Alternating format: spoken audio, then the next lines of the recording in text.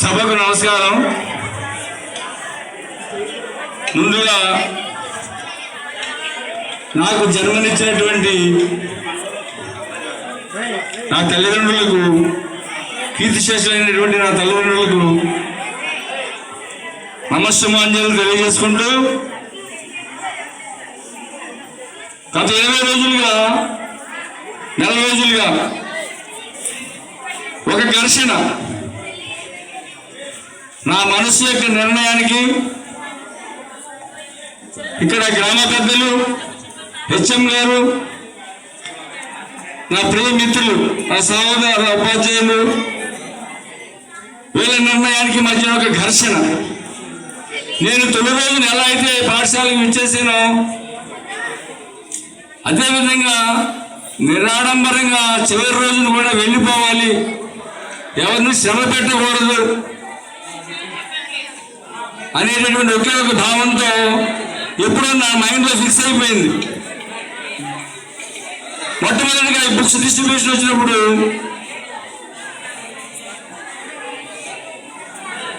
పెద్దలు సూర్యరెడ్డి గారు ఆఫీస్ రూమ్లో కవర్ పెట్టారు. రావడంతోనే 24 గంటలు పిల్లలతోనే మమేకమై ఉండి పిల్లలతోనే ఆలోచన కలిగి ఉండేటువంటి మీకు ఘన సన్మానం చేయదలపెట్టాము అని ప్రారంభించారు. తర్వాత మిగిలిన పెద్దలందరూ బుల్రెడ్డి గారు, దొరారెడ్డి గారు, తాతారెడ్డి సార్, రామారెడ్డి గారు, వెంకట సుబ్బయ్య గారు, పేరు చెప్పుకుంటూ వెళ్తే ఇప్పటికే 5 గంటల సమయం అయిపోయింది. సమయభావం కాబట్టి పేరు చెప్పలేకపోతున్నాను. వీళ్ళందరూ వాళ్ళ నిర్ణయం చెప్పిన తర్వాతనే క్షమించమని అడిగి ఇదే ఆఫీస్ రూమ్లో నాకు చేయండి అని అడిగాను. ఇది మా గ్రామ ప్రతిష్టకు సంబంధించిన విషయం, మేము అలా పంపితే మాకు అగౌరవం అన్నారు సూర్యరెడ్డి సార్. అయినా రిక్వెస్ట్ చేసి నేను బయటకు వచ్చేసాను. అక్కడ ప్రేరణ జరిగింది, నా సన్మాన కార్యక్రమాన్ని చెయ్యాలనేటటువంటి తపన. ఆ ప్రేరణ యొక్క ఫలితమే ఈరోజు మీ అందరి మధ్యన నిలబడి ఇంత సగౌరవంగా ఒక జీవితంలో మర్చిపోలేని విధంగా ఇంత ఘన సన్మానాన్ని పొందగలుగుతున్నాను. మరి ఇంత ఘన సన్మానం కారణమైనటువంటి గ్రామ పెద్దలకు కృతజ్ఞతలు తెలియజేసుకుంటూ, మీ భామిరెడ్డి సార్కి ఇంత చక్కటి సన్మానాన్ని అందించడానికి ప్రేరణ ఇచ్చినటువంటి గ్రామ పెద్దలందరికీ మీరు కూడా చప్పట్లతో వారికి కృతజ్ఞతలు, అభినందనలు తెలియజేస్తూ కోరుతున్నాను. థ్యాంక్ యూ సార్ గ్రామ పెద్దలందరికీ. నెక్స్ట్ మన హెచ్ఎం గారు, ఒక కాన్స్టెంట్ ఏదైనా నిర్ణయం మనసులో అనుకుంటే అది చేసి తీరుతారు. ఎన్ని అవాంతరాలు ఎదురైనా, ఎంతమంది ఎన్ని రకాలుగా అనుకున్నా, స్కూల్ అభివృద్ధి కార్యక్రమాలు కానీ ఏ నిర్ణయం అయినా సరే అనుకున్నట్టుగా జరిగే వరకు విడిచిపెట్టరు. సహోపాధ్యాయులందరినీ సమైక్యపరిచి చక్కటి ప్రణాళిక చేసి మరి ఈరోజు ఇంత ఘనంగా నాకు సత్కరించబోతున్నారు.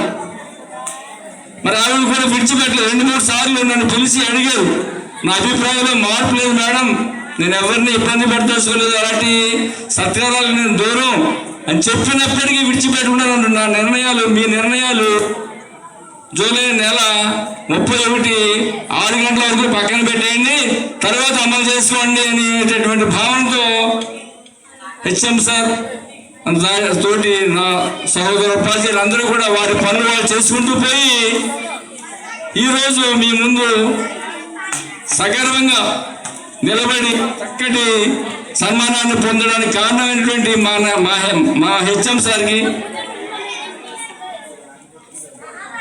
మంచి హెచ్ఎం గారి దగ్గర రిటైర్ అయిపోతున్నందుకు గర్వపడుతూ, అలాగే సహోపాధ్యాయులు కూడా నన్ను చాలా గౌరవించారు, ఆదరించారు.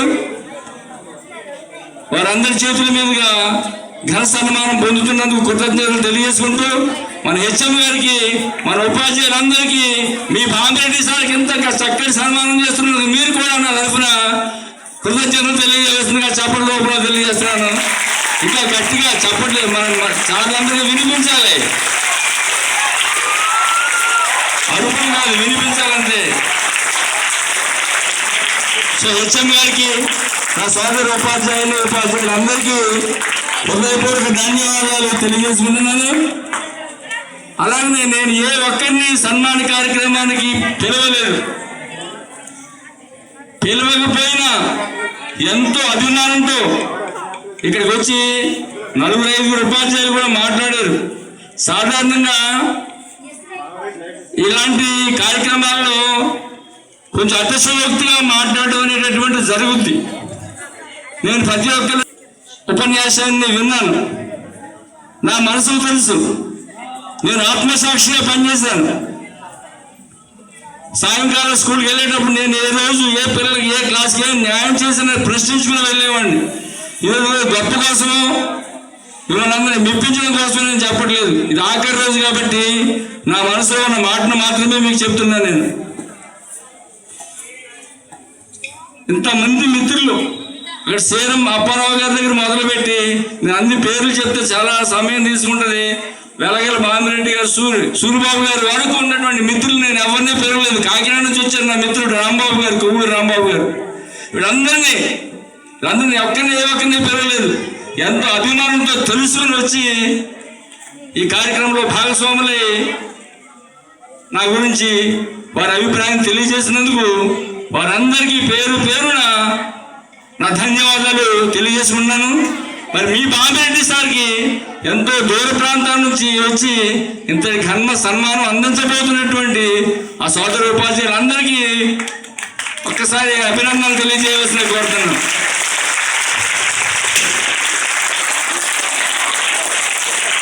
మరి నేను పిలవకపోయినా వచ్చినటువంటి మా మిత్రులందరికీ ధన్యవాదాలు తెలియజేసుకుంటూ 42 సంవత్సరాల సర్వీస్, 8 ఎలిమెంటరీ పాఠశాలలు, 4 హై స్కూళ్ళు, ఏజెన్సీ మొదలుపెట్టి మెట్ట, ఇక్కడ డెల్టా, ఇన్ని పాఠశాలలో నేను పనిచేయడం జరిగింది. ఏ పాఠశాలలోని కూడా నేను రాజీ పడలేదు. సమయపాలన పాటించడం. ఇప్పుడంటే ఆన్లైన్ అటెండెన్స్ వచ్చి చెప్పక్కర్లేదు, వచ్చి తీరాలి టైంకి. ఆన్లైన్ అటెండెన్స్ లేని సమయంలో కూడా అందరికంటే ముందుగానే, అరగంట ముందుగానే వచ్చిన పాఠశాలలో హాజరయ్యేవాడిని. గుండెల మీద చేయొచ్చు చెప్పగలను. ఈర్షపడేవారు కొంతమంది టీచర్లు, నీకు పని లేదు, అంత తొందరగా వచ్చాడు ఎందుకు, ఇంత దూరం రంగాపురం, కనీసం ఆటోలు కూడా వెళ్ళినటువంటి గ్రామం అది ఆ రోజుల్లో. అలాంటి ఊర్లో కూడా సైకిల్ మీద వెళ్ళాలి. అరగంట ముందు అక్కడ దగ్గర వెళ్ళేవాళ్ళు కూడా నాతో పోటీ. అక్కడ పోటీ అనేది కాదు, నా పంక్చువాలిటీ అంతే. వాళ్ళు కూడా సంతోషంతో ఈర్ష్యపడేవారు, మీరు చాలా ఏడ్చారు అంత దూరం నుంచి ముందు వస్తున్నారు అని.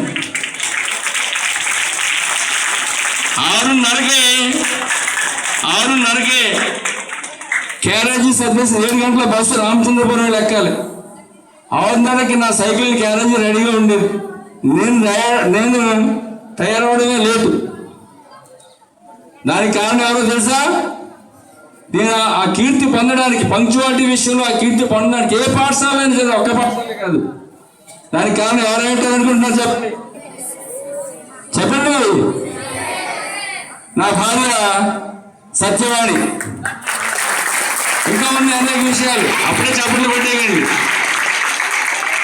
ఇది నేను చెప్పే వాస్తవాలే, ముందే చెప్పాను. గొప్ప కోసమో మీ నుండి మెప్పు కోసమో చెప్పట్లేదు. నా అటెండెన్స్ రికార్డు తిరిగేసుకోండి.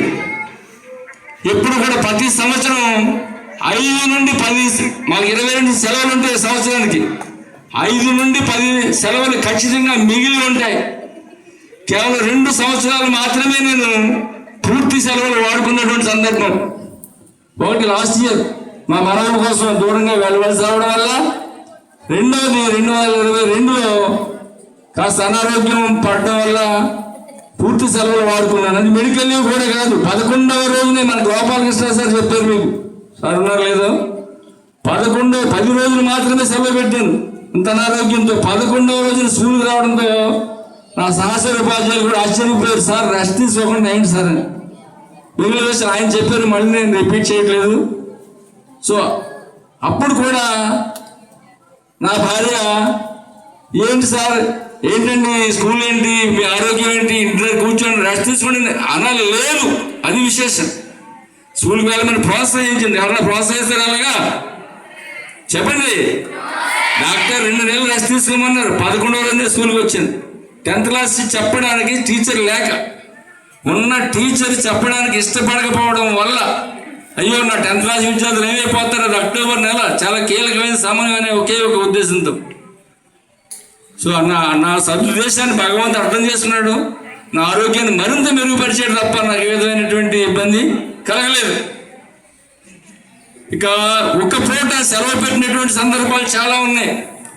నేను ఎక్కడో దూరం నుంచి రావాలి, ఒక పూట సెలవు పెడితే ఎంత శ్రమ పడి రావాలి వెళ్ళాలి. అట్లా పెట్టడంలో కూడా ఈమె ఎన్నోసార్లు నాకు ప్రోత్సహిస్తూ ఉండేది.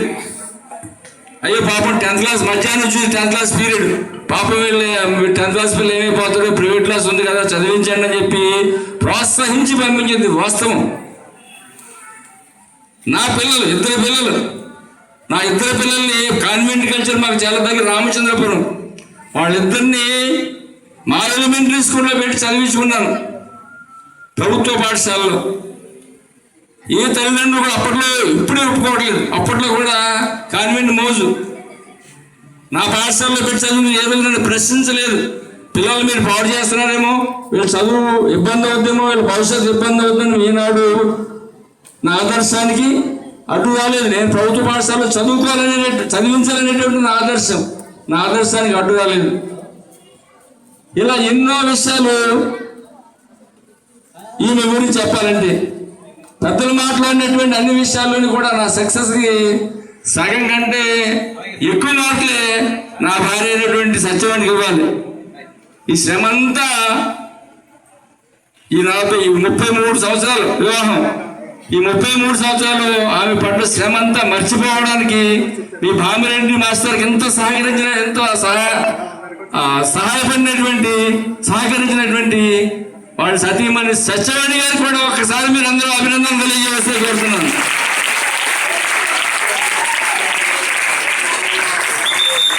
Thank you. ఇక ప్లీజ్ స్టాప్. నేను ఈనాడు అవార్డుల కోసం కానీ రివార్డుల కోసం కానీ పనిచేయలేదు. మిత్రులు చాలా మంది అవార్డుకి పెట్టుకోమని ప్రోత్సహించినప్పటికీ నా మనస్సాక్షికి దూరం. నేను పిల్లల కోసం పనిచేస్తున్నాను, నాకు ప్రభుత్వం జీతం ఇస్తుంది, ఈ అవార్డులు రివార్డులు నాకు ఏమి అక్కర్లేదని ఎప్పుడు నేను కనీసం అప్లై చేసుకోలేదు. కానీ అవార్డుకి మించినటువంటి ప్రశంసలు ఎన్నో పాఠశాలలో నేను పొందాను. అన్నీ మీకు చెప్పలేను, కానీ 1-2 ఉదాహరణలు. పాపం చాలా కాలాతీతమైంది. మా సోదరీమణులు ఇబ్బంది పడతారు, అయినప్పటికీ నాకు ఆఖరి ఉపన్యాసం నా జీవితంలో కాబట్టి దయచేసి ఏమనుకోవద్దండి. ఇలాంటి అనుభూతులు ఎన్నో ఉన్నప్పుడు 1-2 మాత్రమే నేను చెప్తాను. వెంటూరు గ్రామంలో పనిచేస్తున్నప్పుడు మా పసలపూడి గ్రామం, మా మండల ప్రెసిడెంట్ మా ఊరు చెందినటువంటి వ్యక్తి, అరే నువ్వు మన ఊర్లో పనిచేయి, నీ సేవలు మన ఊరు పాఠశాల కూడా అంది అని బలవంతంగా నన్ను పసలపూడి గ్రామానికి బదిలీ చేస్తే, ఆ వెంటూరు గ్రామానికి చెందినటువంటి ఒక 20 మంది సైకిళ్ళు వేసుకుని రాత్రి 8 అయింది. ఒక 20 మంది వచ్చి దడ మా ఇంటి ముందు స్టాండ్లు వేసేస్తున్నారు. చుట్టుపక్కల అందరూ ఏదో చెడు పని చేసి ఉంటాడో అందుకు వచ్చేసరికి ఫైటింగ్ అనుకుని అలా చూస్తున్నాను. నేను ఆశ్చర్యం అలా చూస్తున్నాను. మా పేరెంట్స్ భయపడిపోతున్నారు వీళ్ళందరూ చూసి. తీరా వాళ్ళ లోపలికి వచ్చి వాళ్ళు చెప్పింది ఏంటంటే, సార్ మా పిల్లలు ఏం అన్యాయం చేశారు, మిమ్మల్ని ఏమైనా బాధ పెట్టామా, మా స్కూల్ నుంచి ఎందుకు వెళ్ళిపోయారు? వాళ్ళు వేసినటువంటి ప్రశ్న 20 మంది 20 ప్రశ్నలు పరంపర.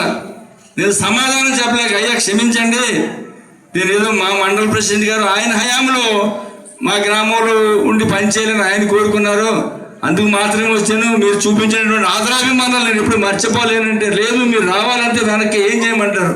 ఇక వాళ్ళు నేను తప్పించుకోలేక మా మండల ప్రెసిడెంట్ గారి చేతిలో ఉంటుంది, ఏమన్నా చేయాలండి అని వాడికి పెద్ద నమస్కారం పెట్టేటప్పటికి సరే అక్కడ నేర్చుకుంటాం అని వెళ్ళిపోయారు. సరే జరగని తర్వాత ఏదైంది అనుకోండి, నాకు ఇంతకంటే అవార్డు ఏంటి? 20 మంది గ్రామస్తులు నా ఇంటికి వచ్చి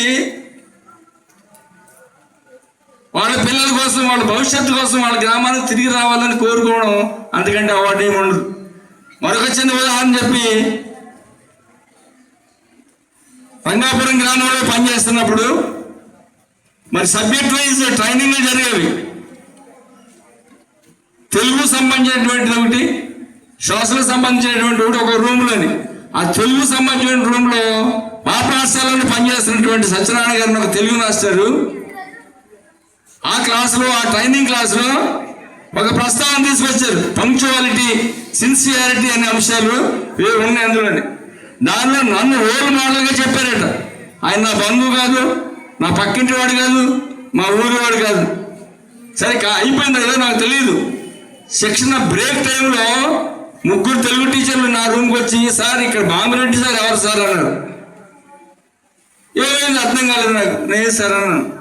వాళ్ళ పక్క పిలిచి, ఒక ఆర్పి మీ గురించి ఒక రోల్ మోడల్ అయ్యిందని చెప్పారండి, ఒకసారి మీ మొహం చూద్దామని వచ్చేయండి అన్నారు. నాకు అంతకంటే అవార్డు ఏంటి చెప్పండి, ఒక ఆర్పి. సో ఇలాంటి సందర్భాలు ఎన్నో ఉన్నాయి. సో ఇవే నాకు ఇంకా అన్ని చెప్పుకుంటా పోతే ఒక అవడజన్ ఉంటాయి. అన్ని మీతో విసిగించాల్సి పాపం కాలాతీతం అయిపోతుంది. ఒక సోషల్ టీచర్గా ఏం చేయాలి, ఎలా చెప్పాలి, రియాలిటీ, సమాజం గురించి, ఆర్థిక అంశాల గురించి, పాలిటిక్స్ గురించి, మూఢ నమ్మకాల గురించి, అనేకమైనటువంటి కాంటెంపరీ ఇష్యూస్ ఇన్ని చెప్పుకు రావాలి ఒక సోషల్ టీచర్ అంటే. ఏదో ఒక టెక్స్ట్ బుక్ ఓపెన్ చేసి ఒక పేజీ చదివేసేసి ఎక్స్ప్లెయిన్ చేసేస్తే అది పాఠం కాదు సోషల్ అంటే. ఇన్ని కాంటెంపరీ ఇష్యూస్ నేను రేపు చెప్పబోయే పాఠాన్ని ఇవాళ ఇంటి దగ్గర ఒక అరగంట కేటాయించి ఉన్నవాడిని. దీనికి సంబంధించి వాళ్ళ విద్యార్థులకు ఏమి ఫోకస్ చేయాలి, కాంటెంపరీ ఇష్యూస్ అనేవి, అవన్నీ నేను చెప్పి మీలో చైతన్యాన్ని కలిగించడానికి నా ప్రయత్నం అయితే 100కి 100 పాళ్ళు చేశాను. ఏ మూఢనమ్మకాలు ఉన్నటువంటి ప్రతి మూఢనమ్మకాన్ని ఆ సందర్భం వచ్చినప్పుడు మీకు చెప్పాను. రాజకీయాలు, లంచగొండితనం, అవినీతి, సమాజంలో జరుగుతున్నటువంటి ఈ విషయాలన్నీ కూడా నిర్మమాటంగా మీ అందరికీ వివరించడం జరిగింది. అవునా కాదో చెప్పండి. ఎస్ సార్, నువ్వు మెల్లిగా అంటున్నట్టు చెప్పలేదన్నమాట. Okay, thank you. అది అర్థం చేసుకోగలగడం అనేటటువంటి ఎబిలిటీని బట్టి ఉంటుంది. నేనైతే ఎక్కడ రాజీ పడలేదు. వేదికల మీద కూడా, పెద్దలు కూర్చున్న వేదికల మీద కూడా అలాంటి అంశాలని నేను నిర్మమాటంగా ప్రస్తావించేవాడిని. షాపురం అనే గ్రామంలో చాలా రాజకీయంగా చాలా మొబిలైజేషన్ గ్రామం. అక్కడ కూడా నా బాణీలో నేను ఆగస్టు 15 అనుకుంటాను, నాకు గుర్తులేదు, ఈ సామాజిక అంశాలు, రాజకీయ అంశాలు, అక్కడ జరుగుతున్నటువంటి కొన్ని అవినీతి కార్యక్రమాల గురించి నిర్మమాటంగా ప్రస్తావించదే మా టీచర్లందరూ భయపడిపోయారు. అయిపోయింది మీటింగ్. మీకు ఎందుకంటే ఇవన్నీ, ఇక్కడ చాలా గొడవలు జరుగుతాయి, ఇవన్నీ మనకు అవసరమా? నేనే వ్యక్తిని వ్యక్తిగతంగా విమర్శించలేదు. సమాజంలో జరుగుతున్నటువంటి అన్యాయాలను మాత్రమే వివరించాను. అది కూడా నా విద్యార్థుల్ని ప్రభావితం చేయాలని. సరే అయింది. 3 రోజుల తర్వాతనే 3 వ్యక్తులు మోటార్ సైకిల్ వేసుకుని ప్రాంగణంలోకి వచ్చారు. వాళ్ళలో చాలా పరిపక్వత చెందినటువంటి రాజకీయ నాయకులు. ఈయన పని అయిపోయింది అనుకున్నారు. హెచ్ఎం గారు రూమ్లో వెళ్ళారు. బామిరెడ్డి గారు రమ్మన్నాను పిలిచారు. ఈయన పని అయిపోయింది అనుకున్నారు. వాళ్ళు గొడవకు వచ్చారనేటువంటి వాళ్ళ ఉద్దేశం. సరే నేను చేయడం తప్పలేదు కాబట్టి వెళ్ళాను హెచ్ఎం గారి రూమ్లోకి. వెళ్ళగా హెచ్ఎం గారు భయపడుతున్నారు, ఏమడుగుతారా అని. షేక్ హ్యాండ్ ఇచ్చుకున్నారు 3 కూడా. నాకు అర్థం కాలేదు. ఏడుస్తారు నన్ను. మీలాంటి సోషల్ వ్యక్తి కావాలి సార్, సోషల్ టీచర్ కావాలి సార్. పిల్లల్ని, మమ్మల్ని కూడా ఆలోచింపజేసింది. పిల్లల్ని అయితే సరే మమ్మల్ని కూడా మీరు చెప్తున్న అంశాలన్నీ ఆలోచింపజేసింది. థ్యాంక్ యూ సార్ అని వాళ్ళు షేక్ హ్యాండ్ ఇచ్చి నన్ను బయటికి పంపించేశారు. ఈ విధంగా ఎన్నో అనుభవాలు. నేను దేనికి భయపడేవాడిని కాదు. ఒక సోషల్ టీచర్గా ఏ విషయాలపైన వాదించడానికైనా దేనికైనా కూడా ఇదే విధంగా నా మనస్తత్వం జరిగింది. ఇక అప్పటికే 5:30 అయిపోతుంది. పాపం అందరూ చూస్తున్నారు మా మిత్రులు. ఈయన ఎప్పుడు మైక్లో వెళ్తారని సారీ చెప్తున్నాను. ఇక ఆఖరిగా ఇక నా జీవితంలో సభను నిర్వహించడమే కానీ సభలో కూర్చుని ప్రసంగాలు విన్నటువంటి మొట్టమొదటి సమావేశం ఇది. అయిపోయింది. జీవితంలో సర్వీస్లో మొట్టమొదటి గంట బడి గంట వినడం ఎంత సంతోషమో, ఎంత ఆనందమో, ఆఖరి గంట వినడం అంతకంటే 100 రెట్లు బాధాకరం. అయితే గంట వినట్లేదు, టైం అయిపోయింది కాబట్టి సుభాష్ వెళ్ళగొట్టాడు కాబట్టి, అయితే ఒక్క క్షణం గుండె ఆవేదనతో కొట్టుకుంటుంది. ఆ గంట వినిపిస్తూ ఉంటేనే సుభాష్ని కొట్టద్దానండి, ఒకవేళ కొడతాడేమో, ఆవేదన మళ్ళీ నేను భరించలేను, ఇక తప్పదు. 42 సంవత్సరాలు వేలాది మంది విద్యార్థుల మధ్యలో ఎంతో ఆనందంగా సంతోషంగా గడిపినటువంటి ఈ జీవితానికి, ఈ ఉపాధ్యాయ జీవితానికి ఇంతటితో బ్రేక్ పడింది. అయిపోయింది, సమయం అయిపోయింది. ఇప్పటికే నేను వెళ్ళిపోయే సమయం దానికి గంట అయినప్పటికీ నేను మీతో ఇంకా మాట్లాడగలుగుతున్నాను హెచ్ఎం గారి దయ వల్ల, ఇక్కడ పర్మిషన్ వల్ల. ఇక ఎమోషన్స్ అన్నీ ఉంటాయి. పొద్దుటి నుంచి నిన్నటి నుంచి అయిపోయినాయి మన ఎమోషన్లో. కళ్ళలో నీళ్ళు రావడానికి ఉన్నాయా? ప్రతి క్లాసులోని కూడా అయ్యింది. ప్రతి క్లాస్ ఇక ఈ ఆఖరి నిమిషం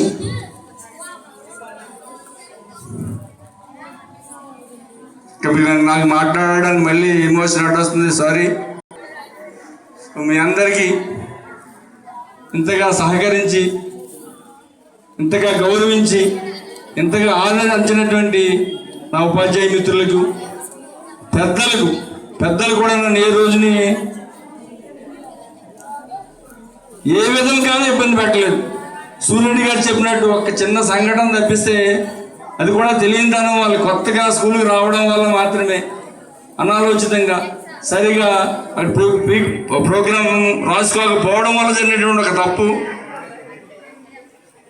ఆయన క్షమించమని అప్పుడే అడిగేసాం, అయిపోయింది. మరి ఇప్పుడు కూడా అలాంటి సంఘటన జరగలేదు. ఎంతో అభిమానించారు, ప్రేమించారు, ఆదరించారు. అందరికీ పేరు పేరుని కాంపౌండ్ ఉన్న ప్రతి వాళ్ళకి కూడా పేరు పేరున ధన్యవాదాలు తెలియజేస్తున్నాను. మరి టీఆర్కే గారు ఆయన ఎక్కడ ఉన్నారు, ఫోన్ చేశారు, మీరు అటెండెన్స్ వేసుకున్నారా, లాస్ట్ అటెండెన్స్ మానేశారంటే ప్రాబ్లం అవుతుంది. ఆయన చెప్పగానే బయటకు వెళ్ళాను. ఒక మంచి మిత్రుడు, నా ఫ్రెండ్స్కి సంబంధించినటువంటి అన్ని ఆయన చేస్తున్నాడు. మైకి వదలాలనిపించట్లేదు, బడి పొమ్మంటుంది, మనసే వెళ్ళనంటుంది. కాకపోతే తప్పదు, రేపటి నుంచి నేను అతిథిని మాత్రమే ఈ పాఠశాలకి. ఏదో ఆఫీస్కి వస్తాం, పని చూస్తూ పోతాం, హాయ్ అంటారు అంతే. మిమ్మల్ని వ్యక్తిగతంగా కలుసుకుని ఇంత ప్రేమగా అభిమానంగా మాట్లాడే అవకాశం జీవితంలో లేదు, రాదు. అందరికీ నా ధన్యవాదాలు, మీ అందరికీ నా ఆశీస్సులు. మీరందరూ కూడా భవిష్యత్తులో మంచి జీవితాన్ని పొందాలి, మంచి గోల్ ఫిక్స్ చేసుకోండి. చెడు ఆలోచనల నుంచి దూరంగా వెళ్ళకండి, చెడు స్నేహాలు చేయకండి, స్నేహితుల పట్ల జాగ్రత్తగా ఉండండి.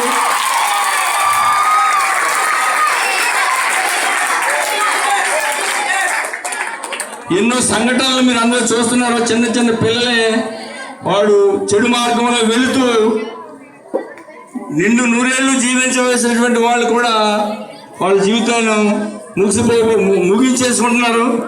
జాగ్రత్తగా ఉండండి. రేపు కాలేజీకి వెళ్ళినా ఇక్కడ నుంచి మీరంతా కూడా ఒక గోల్ ఫిక్స్ చేసి, గోల్ మాత్రమే కనిపించాలి. చెడు స్నేహితులు కనిపించారంటే వాళ్ళు మీకు అర్థమైపోతారు. వాళ్ళ వల్ల మీ జీవితం నాశనం అయిపోయింది. ఒక చెడ్డవాడు 10 మందిని చెడ్డవాళ్ళుగా తయారు చేయడానికి చూస్తాడు. అన్నీ కూడా జాగ్రత్తగా ఉండి మీరు నిండు 100 ఏళ్ళు సుఖశాంతులతో జీవించాలని, మంచి భవిష్యత్తు పొందాలని మిమ్మల్ని అందరినీ ఆశిస్తూ, ఆశీర్వదిస్తూ, థ్యాంక్ యూ.